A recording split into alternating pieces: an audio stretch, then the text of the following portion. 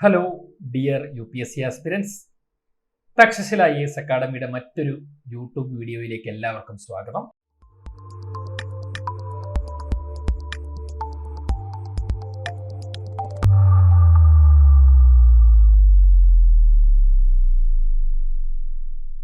History, art and culture എന്നീ സബ്ജക്റ്റുമായി ബന്ധപ്പെട്ട് ഇത്തവണത്തെ പ്രിലിംസിൽ നമ്മൾ എക്സ്പെക്ട് ചെയ്യേണ്ട ഒരു ഇമ്പോർട്ടൻ്റ് ടോപ്പിക്കുമായിട്ടാണ് ഇന്ന് ഞാൻ വന്നിരിക്കുന്നത്. അപ്പോൾ ആ ഒരു ടോപ്പിക്കിലേക്ക് നമുക്ക് പോകാം. നമുക്ക് ന്യൂസ് എന്തായിരുന്നു, അതുമായി ബന്ധപ്പെട്ടുള്ള ന്യൂസ് എന്തായിരുന്നു എന്നൊന്ന് ആദ്യമേ നോക്കാം. Ministry of culture and Indian Navy signed MOU, memorandum of understanding, to revive the Tankai method. അപ്പൊ തങ്കായ് മെത്തേഡ് എന്ന് പറയുന്ന ഒരു കാര്യത്തിനെ റിവൈവ് ചെയ്യാൻ വേണ്ടിയിട്ട് നമ്മുടെ കൾച്ചറൽ മിനിസ്ട്രിയും ഇന്ത്യൻ നേവിയും തമ്മിൽ ഒരു MOU സൈൻ ചെയ്തു എന്നുള്ളതായിരുന്നു ന്യൂസ്. അപ്പൊ ഈ ന്യൂസിൽ പറയുന്ന തങ്കായ് മെത്തേഡ് എന്ന് പറയുന്നത് ഇന്ത്യയുടെ ആർട്ട് ആൻഡ് കൾച്ചർ അല്ലെങ്കിൽ നമ്മുടെ കൾച്ചറുമായിട്ടൊക്കെ ബന്ധപ്പെട്ട് വളരെ ഇമ്പോർട്ടൻ്റ് ആയിട്ടുള്ള ഒന്നാണ്.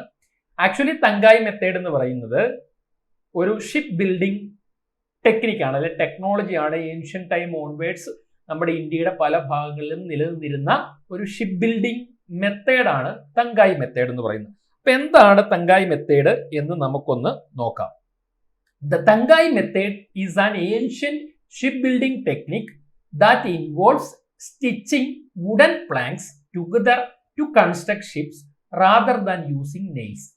അപ്പൊ നമ്മുടെ ഇവിടെ ഷിപ്പുകൾ നിർമ്മിക്കുന്നതിന് വേണ്ടിയിട്ട് ഏൻഷ്യൻ ടൈമിൽ ഉണ്ടായിരുന്ന ഒരു ടെക്നിക്കാണ്. 2000-ലധികം വർഷങ്ങൾ പഴക്കമുള്ള ഒരു ഷിപ്പ് ബിൽഡിംഗ് മെത്തേഡാണ് തങ്കായ് മെത്തേഡ് എന്ന് പറയുന്നത്. ആണികൾ ഉപയോഗിച്ച് പലകകൾ തറയ്ക്കുന്നതിന് പകരം കയർ ഉപയോഗിച്ച് stitching wooden planks together to construct ship. അതായത് വുഡൻ പ്ലാങ്ക്സ്, അതായത് പലകകളെ സ്റ്റിച്ച് ചെയ്യുക കയർ കൊണ്ടാണ്. നമ്മുടെ നാട്ടിലൊക്കെ നമ്മൾ കണ്ടിട്ടുണ്ടായിരിക്കും ഏൻഷ്യൻ ടൈമിലുള്ള, ഏൻഷ്യൻ ടൈം എന്ന് പറഞ്ഞു കഴിഞ്ഞാൽ ഈ ഹിസ്റ്ററിയിൽ ഏൻഷ്യൻ ടൈം അല്ല, നമ്മുടെയൊക്കെ കുറേ കാലഘട്ടം പുറകോട്ട് പോയി നോക്കുകയാണെങ്കിൽ നമ്മുടെ വീട്ടിലെ പേരൻസിനോടൊക്കെ ചോദിക്കുകയാണെങ്കിൽ, ഇപ്പൊ എന്റെയൊക്കെ കാലഘട്ടത്തിൽ ഞാൻ കണ്ടിട്ടുണ്ട്.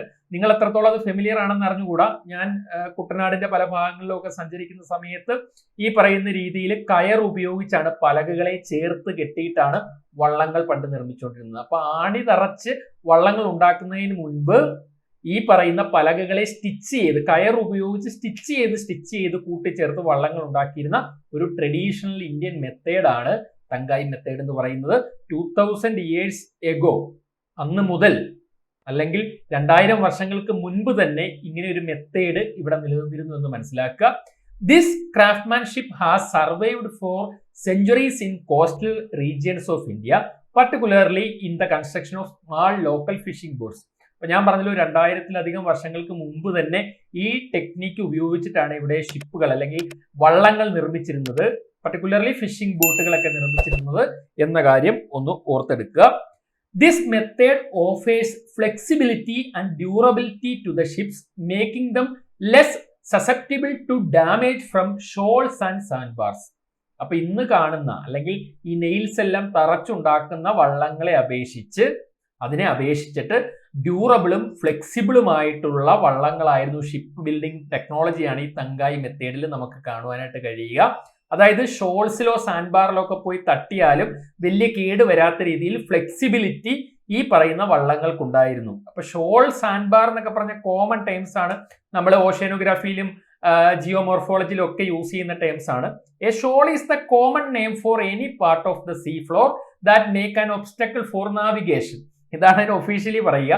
പക്ഷെ ഞാൻ പറഞ്ഞല്ലോ, ജനറലി ഒരു മൺകൂന, അതായത് നമ്മളിപ്പോ ഒരു ജലാശയത്തിന്റെ നടുക്കൊക്കെ മണ്ണടിഞ്ഞു കൂടിയിട്ട്, എസ്പെഷ്യലി ഈ ജലാശയങ്ങളുടെയൊക്കെ തീരങ്ങളോട് ചേർന്നിട്ടാണ് ഇത്തരത്തിലുള്ള മൺതിട്ടകൾ ഉണ്ടാവുക. മറ്റ് അതിന്റെ പോഷക നദികളൊക്കെ ഒഴുക്കിക്കൊണ്ടിരുന്ന മണ്ണെല്ലാം അടിഞ്ഞിട്ട്, ഡെൽറ്റയല്ല ഇത്, ഡെൽറ്റയും ഒരു തരത്തിൽ ഷോൾ ആണെന്നൊക്കെ നമ്മൾ പറയേണ്ടി വരും. അപ്പോൾ ഷോൾ എന്ന് പറഞ്ഞാൽ അല്ലെങ്കിൽ അതൊരു സാൻഡ് ബാർ തന്നെയാണ്, മൺകൂന തന്നെയാണെന്ന് മനസ്സിലാക്കുക. അതായത് ഈ ജലനിരപ്പിൽ നിന്ന് ഉയർന്നു നിൽക്കുന്ന മൺതിട്ടകളെയാണ് കോമൺലി നമ്മൾ ഷോൾസ് എന്ന് പറയുക.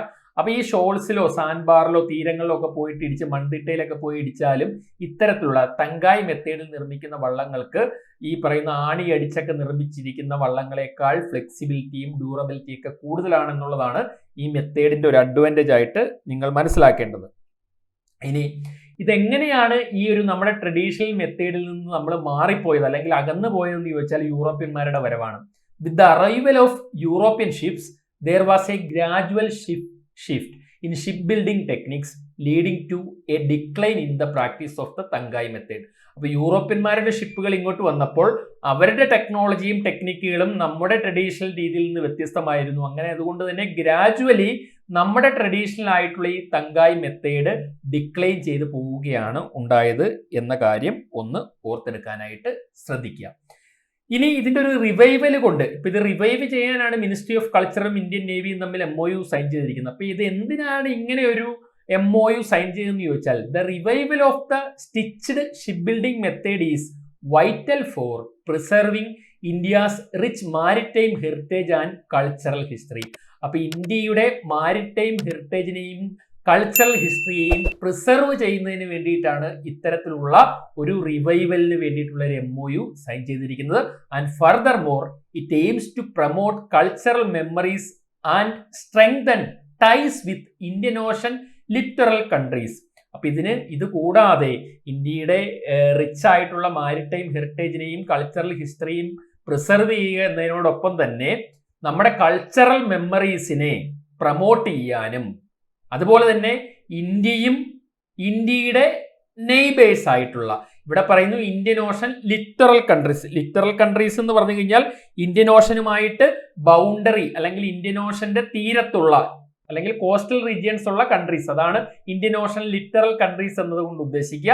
അപ്പൊ ഇന്ത്യൻ ഓഷൻ ലിറ്ററൽ കൺട്രീസുമായിട്ട് ടൈഅപ്പുകൾ അല്ലെങ്കിൽ അവരുമായിട്ടുള്ള ബന്ധം ഊഷ്മളമാക്കാനും കൂടിയായിട്ടാണ് ഇത്തരത്തിൽ ഒരു കാര്യം അല്ലെങ്കിൽ ഇത്തരത്തിലുള്ള ഒരു റിവൈവൽ അല്ലെങ്കിൽ ഒരു MOU സൈൻ ചെയ്യുന്ന ലെവലിലേക്ക് കൾച്ചറൽ മിനിസ്ട്രിയും നേവിയും തമ്മിൽ എത്തിച്ചേർന്നിരിക്കുന്നതെന്ന് മനസ്സിലാക്കുക. ഇൻഫർമേറ്റീവ് ആയിരുന്നു എന്ന് കരുതുന്നു. പുതിയ വീഡിയോയുമായിട്ട് വീണ്ടും കാണാം. Thank you. Takshashila IAS academy. Aspire, enroll, achieve.